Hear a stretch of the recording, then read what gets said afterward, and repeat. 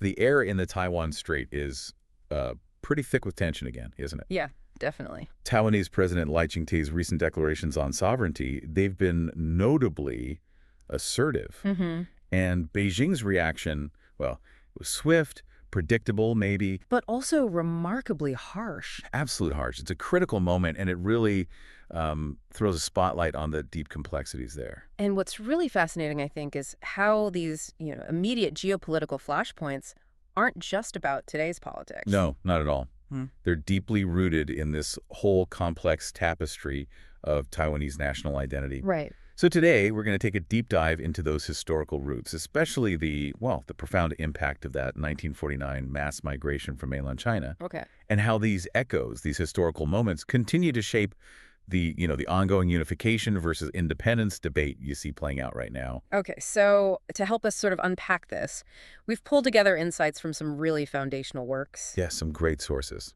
like Qi Pengyuan's incredibly poignant autobiography, The Great Flow, Mm-hmm. and Long Ying Tai's The Great River, 1949, which captures just so many different stories of separation. Really powerful stuff. And then there's Dominic Monk Wan Yang's work, Fleeing China, Trauma, Memory, and Identity in Modern Taiwan.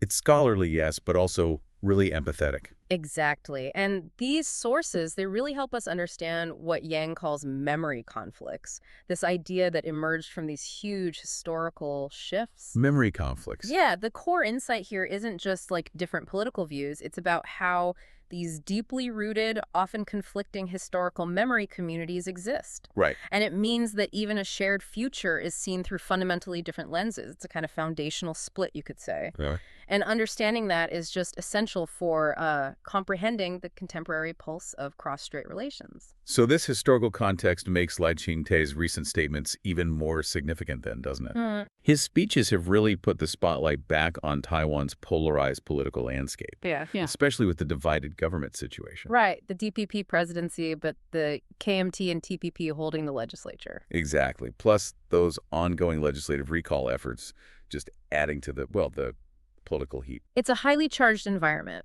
and it's within that context that Lai launched his 10 Talks on Uniting the Country series, Okay. and his June 22nd speech, the one to the Rotary Club chapter that was particularly impactful. He asserted Taiwan's sovereignty so firmly, but within the ROC framework. And he really didn't mince words, did he? Oh. He said, and I'm quoting here, the Republic of China, Taiwan, these are all the names of our country. These all are our names and all are equally resonant. Regardless of what name we use to call ourselves, we are an independent and sovereign country. Pretty clear. And then he went further, explicitly saying the ROC and the PRC are not subordinate to one another. Huh. Now, that's largely consistent with his predecessor, Tsai Ing-wen. But the presentation, the way he said it, it feels definitely more assertive. No question. And Beijing's reaction, as we saw, was immediate and severe. That June 24th People's Daily editorial, under that official government pseudonym, it did not hold back. Right. It just hammered home Beijing's long-standing line. Taiwan from ancient times has belonged to China, pushing the one China principle as, international consensus. And they really piled on the accusations against Lai personally. Oh, yeah. Labeling him ignorant and insane, accusing him of spreading Taiwan independence as separatist speech, pushing a new two-states theory. Calling his speech a Taiwan independence declaration that nakedly incited cross-strait antagonism. Really strong stuff. And what's particularly striking is the personal vilification, calling him a troublemaker, peril maker, war maker. That level of personal attack, it really goes beyond what was usually directed at President Tsai. That's a noticeable shift. And this harder rhetoric, you see it mirrored in that May 2025 white paper, China's National Security in the New Era. It lists the Taiwan problem as one of 4 red lines that are not subject to challenge. And that white paper also brings up UN Resolution 2758 again, right? Mm. Which Beijing claims means the UN recognizes its sovereignty over Taiwan. Exactly. And it explicitly states the need to powerfully frighten Taiwan independence separatist forces. Yeah. It definitely hints at potentially more direct, maybe more aggressive actions. So these dueling narratives, they've undeniably strained relations even further. Neither side seems willing to budge on what they see as core issues of national sovereignty. Standoff, yeah. and one that's deeply, deeply rooted in history. Okay, so to really grasp these current tensions, we absolutely have to dive back into 1949. Yeah. That pivotal year when the Kunmintang, the KMT, made its dramatic retreat from mainland China. Mm-hmm. Just try to picture it. A staggering 1.5 million mainlanders arrive in Taiwan in a relatively short time. It's huge. That's like, I don't know, the entire population of Philadelphia is suddenly landing on an island already home to millions. This is the foundation of the Waishengren population. And this wasn't just people moving, it was a profound clash of worlds, really. These newcomers, they were met with a really complex reception by the local Taiwanese, the Beijing. Okay. You have to remember, many locals had just endured the trauma of the 228 incident in 1947. Yes, 2 years before. Exactly. Or they'd benefited from Japanese colonial education. And often there was this palpable sense of, well, disdain for the newcomers, this initial friction. It's critical for understanding the identity shifts later on. So that early tension must have carved out some deep divisions that maybe still echo today. Absolutely. And it's this complexity that Dominic Wang explores so well with his idea of memory conflicts. Right. Memory conflicts. Tell us more about that. Yeah, Yang's work argues it's not simply about political differences or even ethnic ones. It's about distinct memory communities, groups holding fundamentally different, almost incompatible views of history. Based on their own experiences. Based on their lived experiences, their historical traumas. And this really challenges that simple Waishengren versus Benshengren frame you often hear. It sounds much more nuanced. It is. Yang shows identity is way more fluid. Later generations start blurring those traditional lines. He even proposes this concept, multi-directional empathic unsettlement. Wow. What does that mean? It's a challenging idea. It suggests that maybe true reconciliation requires all groups to grapple with and acknowledge each other's historical pains, even if those experiences clash. That sounds incredibly difficult, but maybe necessary. It's a powerful concept for such a tangled history, and you see this played out so vividly in personal accounts, like Qi Peng Yuan's The Great Flow. Ah, yes, her autobiography. She was a renowned Taiwanese writer, a scholar, born in Tiling, Liaoning on the mainland. Right. And the title, The Great Flow, it refers to the ancient name for the Liao River in her homeland. She contrasts it so poignantly with the Mouthless Sea at Taiwan's southern tip. Mouthless Sea. Yeah, where the waves become silent. It symbolizes, for her, this unspoken suffering, but also maybe peace. It's a powerful metaphor for the trauma and resilience of her generation. Her own story is just incredible. Her family's desperate flight across China during the wars, Sino-Japanese, then the Civil War, constantly moving, Nanjing, Chongqing. Unimaginable upheaval. And amidst all that chaos, her father, Qi Shang, a core KMT figure, he tirelessly made sure schooling continued for displaced students. It's an amazing testament, isn't it, to preserving knowledge, culture, even when everything's falling apart. But despite all that effort, his later despair and death in Taiwan, it kind of symbolizes the huge unspoken trauma of his generation. That mouthless sea idea again. Mm-hmm. And when Xi Pengwan finally went back to mainland China in 1993, she called it a reunion for farewell. Reunion for farewell. Yeah. She found her hometown unrecognizable, ancestral grades destroyed. It's just a stark reminder, as she put it, that the blood of martyrs, tears of exiles were gradually buried and forgotten. Wow. And her writing style sets the book apart too, right? It's described as plain and unadorned. Yes, and it has this unbiased blend of the deeply personal with political realities. It avoids taking sides. It just lays bare the human cost, the suffering that shaped a whole generation. Exactly. It's a powerful call to remember. And this brings us right to how Taiwanese national identity evolved, especially across generations, and how that's impacting things today. Okay, so let's explore that evolution. The first wave of mainland migrants, the Waishengren, how did they see their arrival? Well, initially, they really viewed their stay in Taiwan as wartime sojourning. So temporary. Very temporary. A refuge like other times they'd had to flee during conflict. They genuinely believed they'd eventually go back to the mainland. But that dream didn't last. No. It was basically shattered after the 1958 Strait Crisis. Yeah. After that, the focus shifted more towards cultural nostalgia. How did that express itself? Through things like community associations, publications trying to preserve memories of their homeland. But it's also crucial to remember many in this first generation were also victims of the White Terror. The KMT's political repression. Right. But their trauma was often silenced, or just wasn't recognized in the same way. It's incredible how that silence creates more trauma, like that story of Chen Yunchuan's father. Ah, the Shandong refugee student. Yeah, caught up in the 713 incident, the forced conscription. He carried this lifelong fear. He even made a personalized seal from With plexiglass. his military photo inside. Exactly. And inscribed, Republic of China, 38th year, July 14th, Taiwan Penghu Enlistment Memorial, marking that involuntary enlistment. They were sometimes called no history people. Isolated mainlanders, yeah. Bearing these burdens alone. And the psychological scars were deep. Definitely. You have stories like Yang Wei, a white terror victim turned informer who later took his own life. Or the writer Hao Yinxiang's father, who changed his name, had this really troubled emotional life after his white terror experience. Trauma just warped lives. So those Hongkun, the military dependence villages, they became important spaces. Hugely important.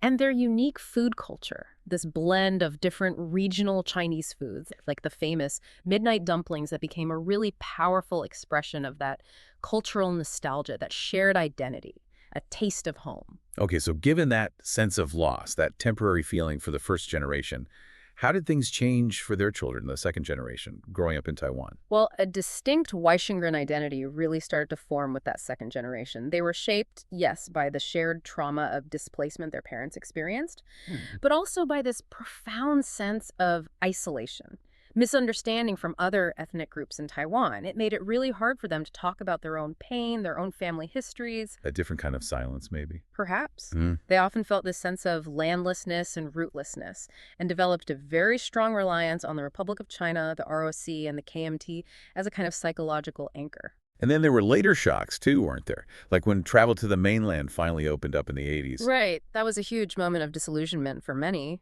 They finally went back expecting to find home, but found a mainland that had changed dramatically. And Realized Taiwan was their actual home, the only home they really knew. that must have been a complicated realization. Very. And then, as Taiwan democratized and went through localization starting in the 80s, many Washington, especially the second generation, started to feel like outsiders in their own adopted home. How did they react? Well, one reaction was the rise of narrating the Exodus. It became a way for the second generation to tell their family stories, to assert their identity as part of Taiwan's history. Claiming their place in the narrative. Exactly. And then incidents like the 1994 Chinese pig go back outburst. That was aimed at a specific politician, wasn't it? It was, but it got misinterpreted, broadened out to target Weishengren in general. And that just worsened those feelings of alienation for many. It shows how sensitive these labels became.